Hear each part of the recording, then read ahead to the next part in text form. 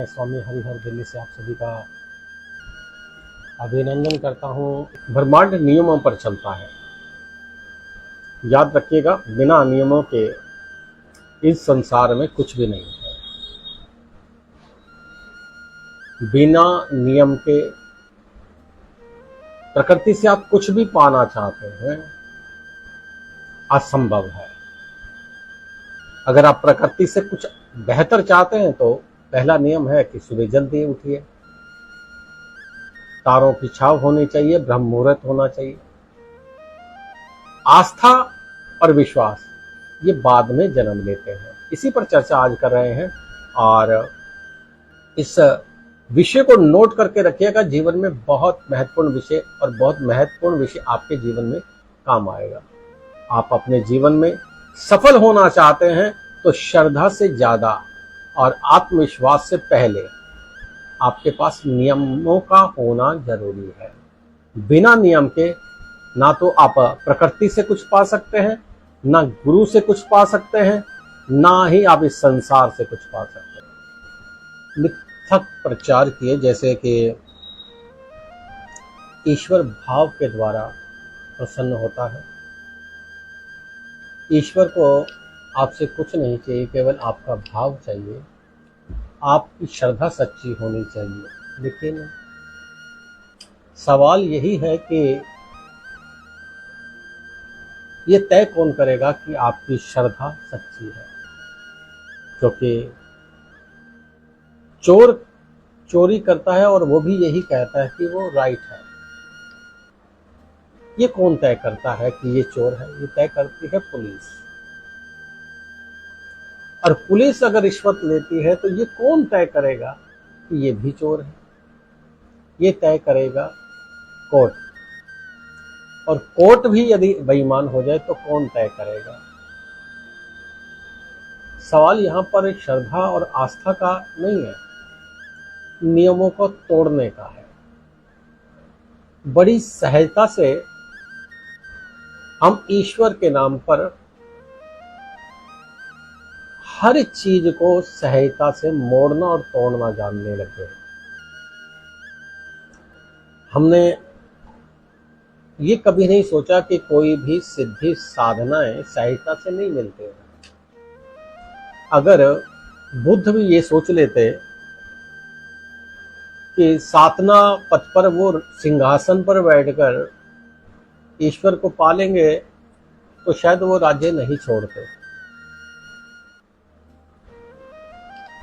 सैकड़ों नहीं, करोड़ों लोग ऐसे हैं जो ईश्वर को पाने के लिए अपना घर बार छोड़ देते हैं। जैन समाज में करोड़ों व्यक्ति ऐसे रहे हैं अब तक जिन्होंने ईश्वर को पाने के लिए केवल वस्त्र ही नहीं, सामाजिक उपलब्धियों को पाना भी स्वीकार नहीं किया।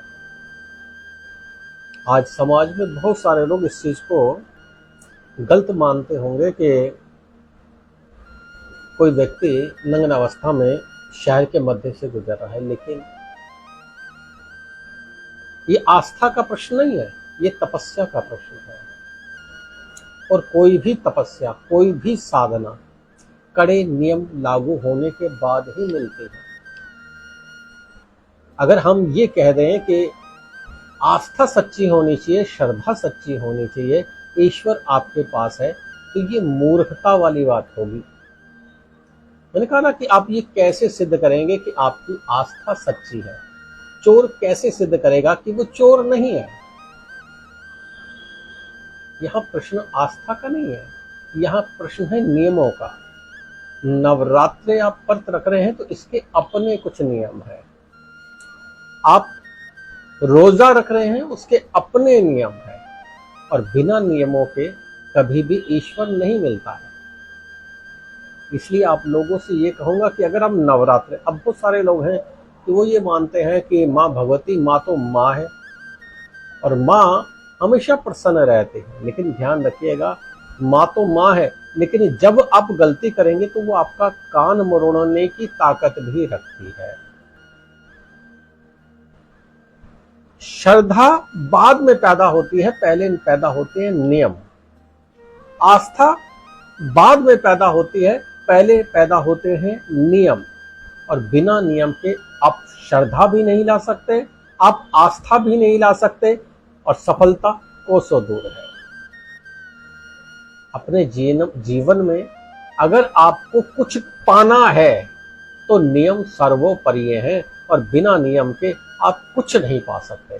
कोई भी वस्तु सांसारिक हो, चाहे फिर आध्यात्मिक हो, चाहे फिर वह भौतिक सुखों के साथ साथ मिली हुई हो, आप नहीं पा सकते। नियम सर्वोपरि है। नवरात्र के व्रत आप रख रहे हैं, श्रद्धा के साथ साथ में नियम आपको पालन करने पड़ेंगे। ये वैष्णव व्रत है, इसमें सात्विक आहार आपको करना चाहिए। और सात्विक आहार का तात्पर्य क्या है? एक समय भोजन, एक नक्त भोजन का विधान हमारे शास्त्रों में कहा गया है। अब हमारे यहाँ व्रत रखने का तरीका व्रत से ज्यादा चरत हो गया है। सवेरे उठना है, चाय के साथ में सेंधा नमक के चिप्स चाहिए, भुनी हुई मूंगफली चाहिए, एप्पल काट के खा लो, उसके बाद भी आपका व्रत है। फिर जैसे जैसे कोई मेहमान आ गया तो चाय के साथ में आप भी व्रत के नाम पे। फिर आजकल व्रत की भी थाली आने लग गई है, व्रत का भी पास्ता मिलने लग गया है, यानी कि व्रत के नाम पर आपको सब कुछ खाने को मिल रहा है। तो ये व्रत कैसा है? हमारे शास्त्र कहते हैं जब हम एक नक्त भोजन करते हैं तो हमारे शरीर की जितनी भी आंतें हैं, वैज्ञानिक दृष्टिकोण से जब उसके अंदर कुछ नहीं जाता तो सप्ताह भर का जो भी हमने खाया है, मल कई प्रकार का होता है, तो जितना भी आहार हमने खाया है जो हमें पचा नहीं है, जिसकी पाचन क्रिया कमजोर होने की वजह से आंतों में लीवर को परेशान कर रहा है, किडनी को परेशान कर रहा है, वो पूरा दिन कुछ ना खाने से प्यूरिफाई होने लगता है, शरीर साफ होना शुरू हो जाता है। केवल पानी के द्वारा पूरे शरीर का शुद्धिकरण होना आरंभ हो जाता है। और दूसरा, जब आपके शरीर के मध्य में भोजन नहीं होता, आप साधना पथ पर और सक्रिय हो जाते हैं। आपके शरीर में खाली होने की वजह से मटका गुंजन करने लगता है। जिस प्रकार खाली मटके में आवाज देने पर एक मधुरता आती है, गुंजन होती है, इसी प्रकार की गुंजन आपको अपने शरीर के मटके में से आती है। साधना पथ का ये पहला नियम। साधना पथ का दूसरा नियम होता है, बहुत सारे लोग जल के माध्यम से भोजन ग्रहण करते ही नहीं, और जल के माध्यम से ही केवल और केवल जो है अब उपवास रखते हैं। बहुत सारे लोग एक लौंग के जोड़े पर रखते हैं। अब हमारे प्रधानमंत्री हैं, नवरात्रि रखते हैं, एक लौंग के जोड़े से और गर्म पानी से 8 दिन का उपवास रख लेते हैं, जबकि उनकी उम्र 75 से आसपास होती नजर आ रही है। तो ये इसे क्या कहेंगे? श्रद्धा, या इसे कहेंगे आस्था? ना तो ये श्रद्धा है, ना ये आस्था का प्रश्न है, ये प्रश्न है नियम का। नियम पालन करने से श्रद्धा का जन्म होता है और आस्था का जन्म होता है। विश्वास सर्वोपरि है, और विश्वास को लेकर आते हैं नियम। अपने जीवन में नियम सर्वोपरि है। जो भी कुछ कर रहे हैं ना, वो सोच समझ कर करिए, आपके लिए बेहतर रहेगा। आप स्कूल जाते हैं, उसके अपने नियम हैं। आपको ड्रेस पहन के जाना है, क्लास में पंक्तिबद्ध जाना है, टीचर के आगे कैसे बोलना है, आपको सवालों का जवाब कैसे देना है, सबके अपने नियम होते हैं। स्वतंत्रता कभी भी आपको बौद्धिकता की ओर नहीं ले जाएगी। स्वतंत्रता के भी कुछ नियम है, और श्रद्धा से ज्यादा अगर आप कुछ करते हैं तो नियम टूटते हैं। श्रद्धा से ज्यादा। अब क्या होता है? श्रद्धा का तात्पर्य क्या है? यहां दूसरी श्रद्धा की बात हो रही है। श्रद्धा का तात्पर्य है कि आप अंधभक्त भी होने लगते हैं। इस पर कल चर्चा करेंगे। आज वाणी को विश्राम देते हुए आप लोगों से निवेदन करता हूं कि नियमबद्ध रहना सीखिएगा, और कल के भाग का भी इंतजार कीजिएगा। कल नियम के अंतर्गत और बहुत सारी बातें करेंगे। ब्रह्मांड नियमों पर चलता है।